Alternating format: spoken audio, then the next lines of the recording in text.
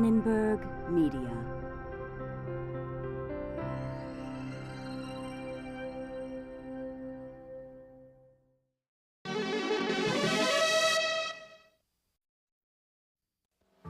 What can psychology tell us about the relationships among the mind, the brain, and behavior?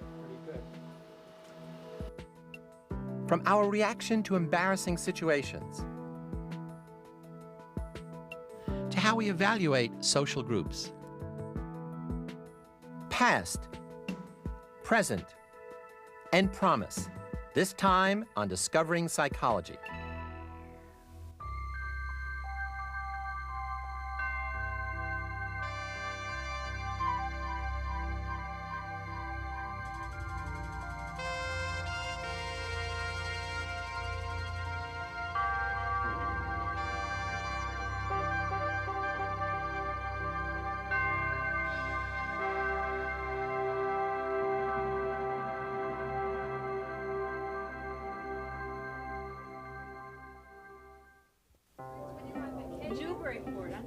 What makes us similar to other people, and yet so uniquely different? Why do we think, feel, and behave as we do?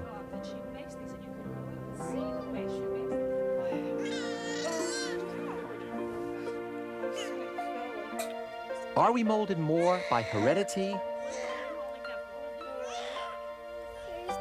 or shaped by experience?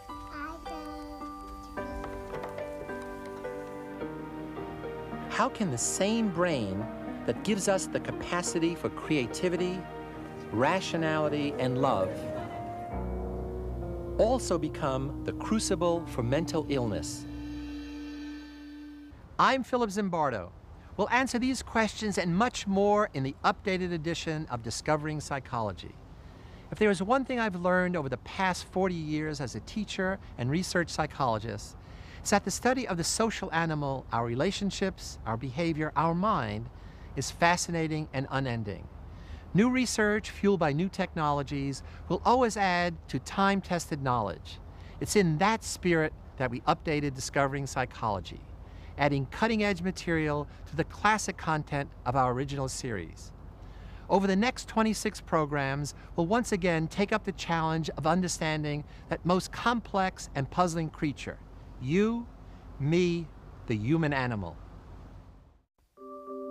We'll have to do a lot of traveling in the programs ahead, from inside the brain to outer space. I'm going to hide little Snoopy here in his little room, okay? In our journey, we'll see how psychologists work. Hide little Snoopy, and I'm hiding him right there. Attempting to observe and objectively describe the behavior of humans and animals. Good girl. You found him, didn't you? He likes that. He likes for you to find him. They do so hoping to understand what causes that behavior to occur or to change. Psychology is formally defined as the scientific study of the behavior of individuals and of their mental processes. Psychologists then try to use their research to predict, and in some cases, control behavior. Ideally, out of their basic research will come solutions for the practical problems that plague individuals and society. You want to look inside? Okay, you open it up for me. Okay. So while some psychologists study mental processes simply because they are fascinating and challenging, Mommy. 3 times 48. others work to improve education, 208. to reduce stress, to promote peace, The conflict between Iran and Iraq, and to counteract violence. that symbolizes enmity. And there are the dedicated people watchers who observe behavior under specially arranged conditions, measuring it and testing it. For many, the reason to study behavior is the assumption that it's an outer sign of an inner reality, a window providing a glimpse into the workings of the human mind. But psychological researchers who emphasize the essential biological basis of behavior, and those who compare the behavior of different organisms, study the activities of a wide variety of living creatures, not just humans. Even seemingly minor, insignificant behavior can yield important data about general psychological functions, such as clues about how we process information. Hi, I'm Mr. Dressler. Who are you? Josephine Cushing-Gamma. Let's do a little psychological detective work of our own by observing some junior high school girls as they meet a handsome new teacher. Their reactions were filmed for the television series Candid Camera. Notice the difference between the girls' public behavior when the teacher is present and their private behavior once he leaves the room. I'd like to know whether girls would like to be in my class.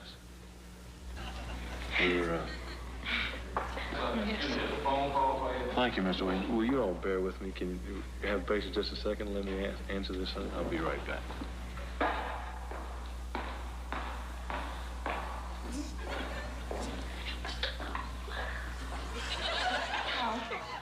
Please, I was looking at him. It's gonna be a play. You can turn this down.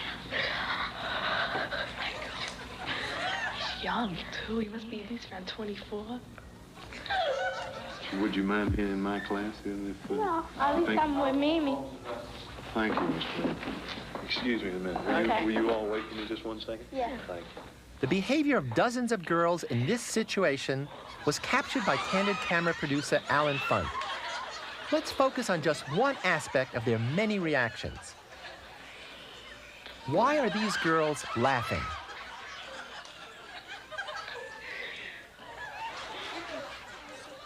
When I asked a large number of my students about the girls' behavior, they came up with a range of explanations. That the girls were laughing because they were either nervous, excited over their good fortune, showing their friends how cool they were, or laughing in eager anticipation of a novel event. Feeling self-conscious, feeling sexually aroused, or lastly, and by far the most common explanation, that they were simply showing a typical reaction of adolescent girls. Of course, if the last explanation were true, then we'd expect to see different behavior from a group of adolescent boys. Let's see what happens if we repeat the same situation using boys and an out-of-the-ordinary female teacher.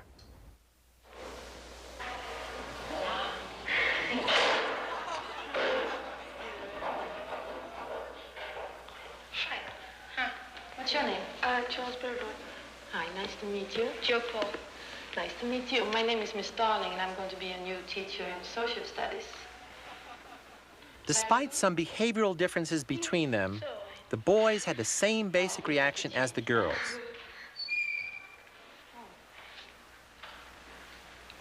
You're wanted on the phone, Miss Darling. Would you follow me, please? Oh, would you wait here for me a couple of minutes? I'll be right back.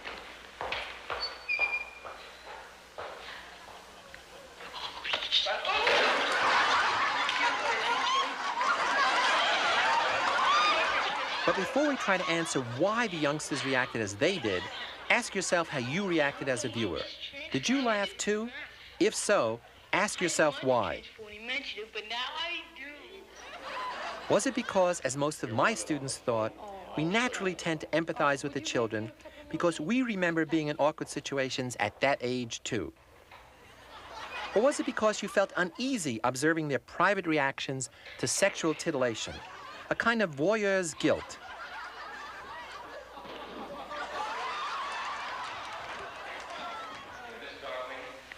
Or did you laugh because you experienced a violation of expectations about how teachers are supposed to look and act, remembering back to how your teachers actually looked and behaved? Were you reacting emotionally to the same violation of expectations that the children were experiencing?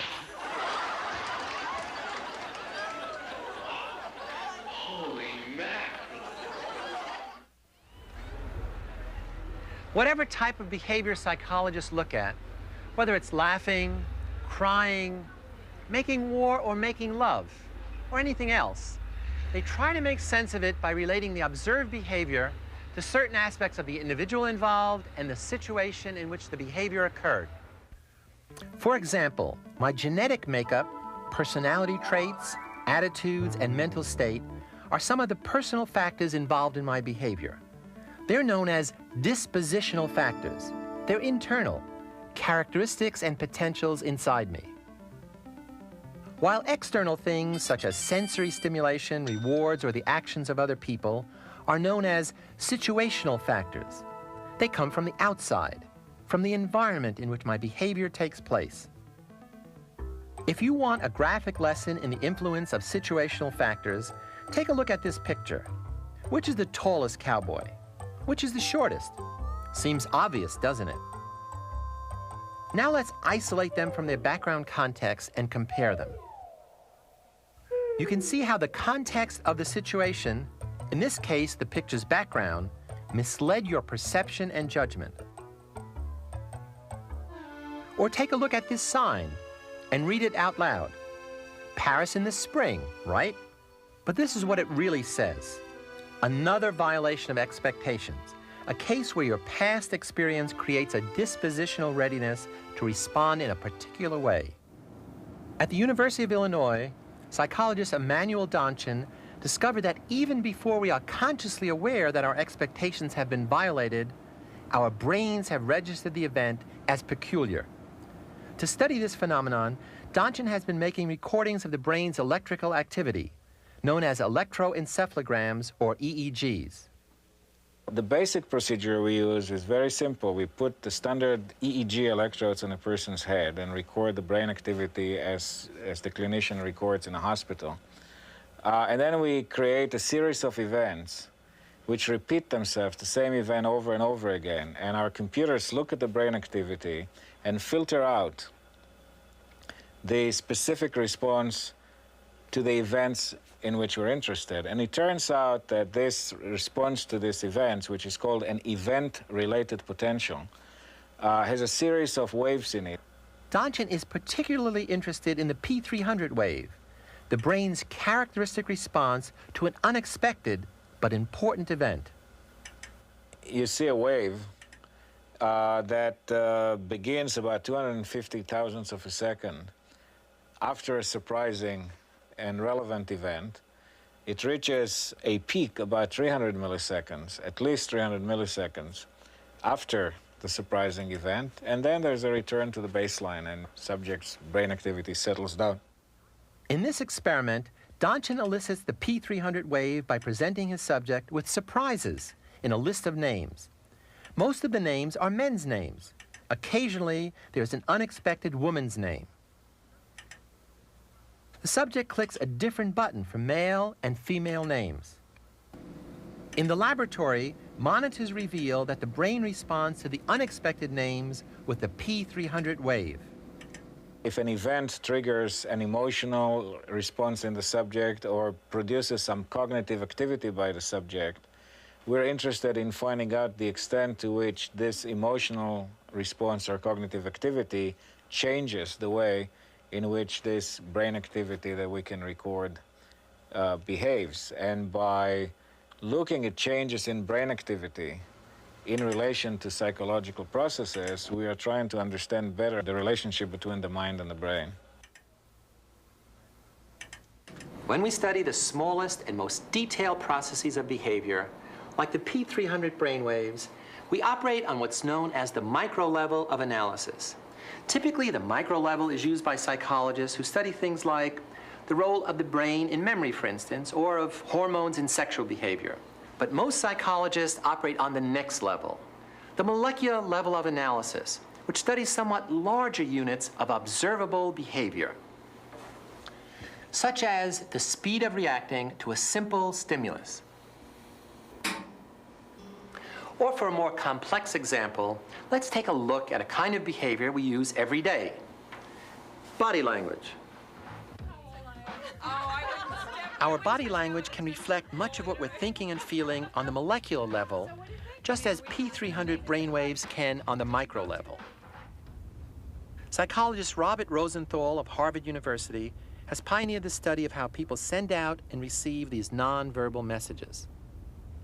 Nonverbal communication can be defined simply as the communication between people omitting all the words. It's just the music. That is, facial expression, body movement, tone of voice. Those would be the primary channels. One of the things that we've found is that very often the channels of nonverbal communication are redundant, as we might expect, and by that I mean they're all telling the same story, so that the tone of voice may be warm and supportive, the facial expressions may be warm and supportive, and the body movements may be warm and supportive. Other times, quite often in fact, the different channels of nonverbal communication are in contradiction to each other, and the face may be saying something quite differently from what the tone of voice is saying. If something really goes drastically wrong, I really don't think it'll be our fault. And we know, for example, that in deception, when people are lying to each other, if you want to catch a liar, you will do better to pay attention to the liar or the potential liar's tone of voice than to watch their face. The face is too easy for the liar to control, so that the face is under our own control to a much greater degree than our body, and our body is under our own control to a greater degree than our tone of voice. Rosenthal has also investigated how subtle aspects of nonverbal communication influence the medical treatment of alcoholics. We tape recorded a 1-minute clip of the doctors telling us what had been their experience with alcoholics. And for each one of the doctors, we had their success rate in getting alcoholics to go into treatment. What we found was that if we took these 1-minute tape clips for our 9 doctors, ran them through a special filtering device that removed the content and left only the tone of voice, we could predict or post-dict how well these doctors would do in getting their alcoholics to go into treatment. What we found was that if the tone of voice showed considerable hostility, the doctors were very unsuccessful in getting their alcoholic patients to go into treatment. If they showed much less hostility, they were much more successful in getting alcoholics to go into treatment. The research we've just seen operates at the molecular level of analysis. But there's another broader level of analysis, the molar level. Here we find researchers who investigate large units of behavior of the whole person in complex situations. In this kind of analysis, the individual's cultural background and social experiences must also be factored in. Psychologists working on the molar level might study violent behavior, sexual attraction, worker morale and productivity, I bought some sleeping pills. Patient-therapist interactions. What happened when you came to the center? If it got easier and I had someone to talk my problems out with. Or the nature of prejudice.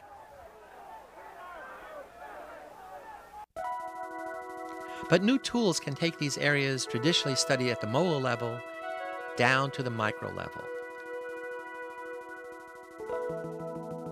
Mahzarin Banaji of Yale has uncovered how our unconscious attitudes can show up as activity deep within the brain. She began with a reaction time test, the IAT, to measure how quickly we pair our positive and negative values to unfamiliar black and white faces. The IAT measures the strength of association between two concepts. You can imagine how quickly can one pair words like love, joy, peace, things that mean good things, with the category African American, the category European American. The speed with which the two can be connected is an indirect measure of one's level of prejudice towards the group.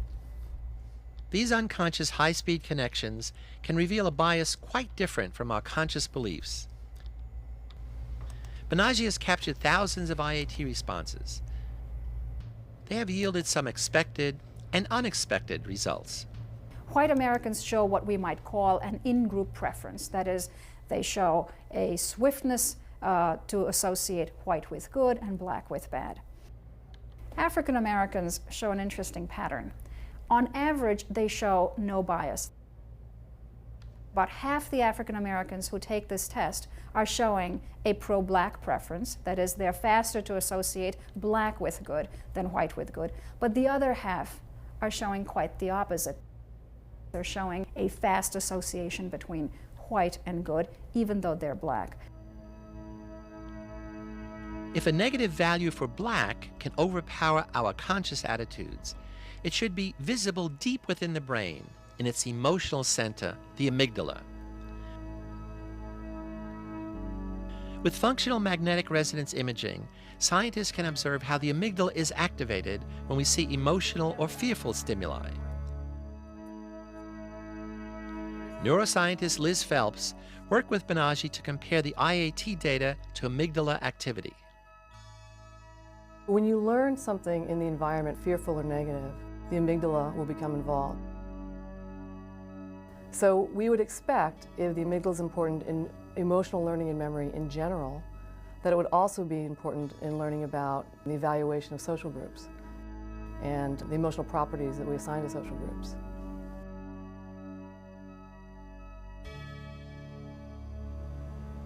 As in the IAT, subjects viewed unfamiliar black and white faces. Those who showed strong amygdala activation to black faces also showed a high preference for white on the IAT. The big question, of course, remains as to what it is these measures predict. Does a person who has a high race bias measure on the IAT, is that person also likely to perform behaviors in the real world that would reveal higher degrees of prejudice? Does it matter if a police officer has a large IAT score? Is such a police officer more likely to shoot at somebody who is black than somebody who is white? These are not experiments that have been done, but this is indeed where the field is going. It is for the next few decades to discover. So now you have an idea of the three levels at which psychologists work. There's the micro, the molecular, and the molar, which to many sound a lot more like the physical sciences than psychology. But that's no accident. Psychology is a science. It has the methodology of a science, the principles, the practices, and procedures that yield conclusions based on data, on research-generated evidence. Psychology also has its own historical context in which it must be understood, just as all of us have. Modern psychology began in 1879 when Wilhelm Wundt founded the first experimental psychology laboratory in Germany. Wundt trained many young researchers who carried on the tradition of measuring reactions to experimental tasks, such as reaction times to sensory stimuli, attention, judgment, and word associations. The first American psychological laboratory like Wundt's was founded at the Johns Hopkins University in 1883 by G. Stanley Hall. Hall, the first president of the American Psychological Association, introduced Sigmund Freud to the American public by translating Freud's General Introduction to Psychoanalysis. But 1890 may stand as the most significant date in psychology's youth. That's when William James published what many consider to be the most important psychological text of all time, Principles of Psychology. James was a professor of psychology at Harvard University, where he also studied medicine and taught physiology. James was interested in all the ways in which people interact with and adapt to their environment. And so he found a place in psychology for human consciousness, emotions, the self, personal values, and religion.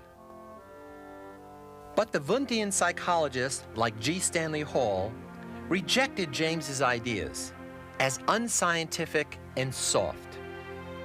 They argued that psychology should be patterned after the model of the physical sciences. So they focused their study on topics like sensation and perception, on psychophysics, measuring mental reactions to physical stimuli.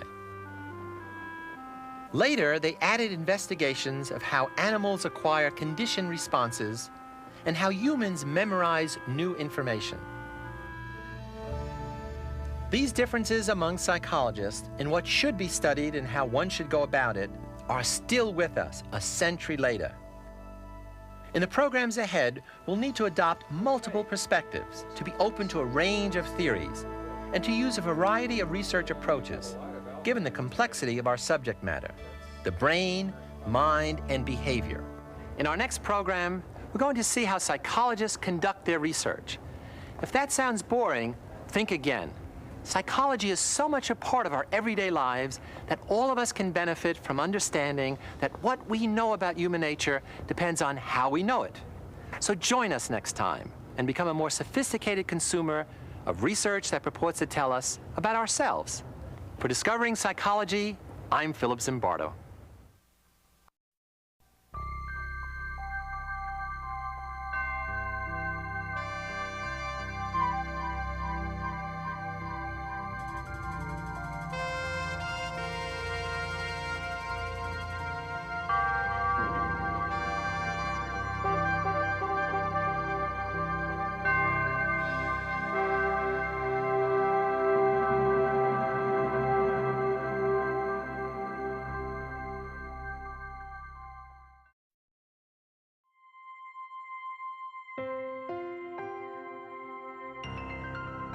Annenberg Media.